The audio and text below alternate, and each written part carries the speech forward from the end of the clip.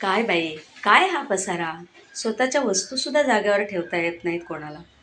मी नसेल तर काय होणार या घराचं. रेवणने कपाटातून पाडलेल्या कपड्यांचा पसारा आवरत कल्याणी स्वतःशीच पुटपुटत होती. अरे देवा, गॅसवर भाजी ठेवली आहे म्हणत कल्याणी धावत किचनमध्ये जाते. चहा नाश्ता भाजी सगळं एकाच वेळी चालू होतं.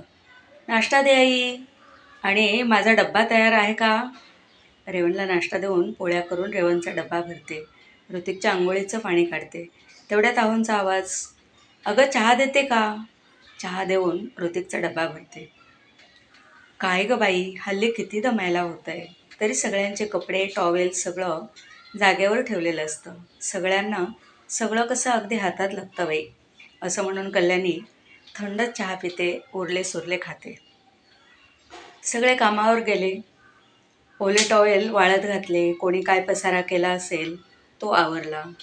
तेवढ्यात मोबाईलची रिंग वाजते. हॅलो, कोण. शालिनी. बोल ग. अगं कल्याणी, आमच्या महिला मंडळाची ना ट्रिप जाणार आहे, येतेस का तू. आले असते ग, पण नाही जमणार. हो ना, हे तुझं नेहमीचंच उत्तर. तरी हे म्हटलं विचारून पाहावं. बरं, कुठे जाणार आहे ट्रिप. अगं कासपठारला. निसर्गातील रंगीबेरंगी फुले पाहायला, निसर्गाचा आनंद लुटायला जाणार आहे. बरं, किती दिवस जाणार आहात तुम्ही. 2 दिवस लागतील. येतेस का तू. कधीतरी ये ग, आमची संगत आवडेल तुला. आणि तेवढंच घरकामातून आराम. कधी स्वतःसाठी जगून बघ. अगं शालिनी, मला आवडलं असतं ग, पण काय करू. माझ्या घरी कोणाला चहासुद्धा करता येत नाही ग. कल्याणी, मला सांग, तुझ्या घरात कोणी कधी बाहेरचं खात नाही का गं. तसं नाही ग शालिनी, कोणाला कधी खावंसं वाटलं तर घरी न सांगताच खातात बाहेर. आणि सगळं शिळं जेवण मलाच खावं लागतं. मग कल्याणी, 2 दिवस खाऊ दे ना सगळ्यांना बाहेर. हो ग, पण कोणाची तब्येत बिघडली तर.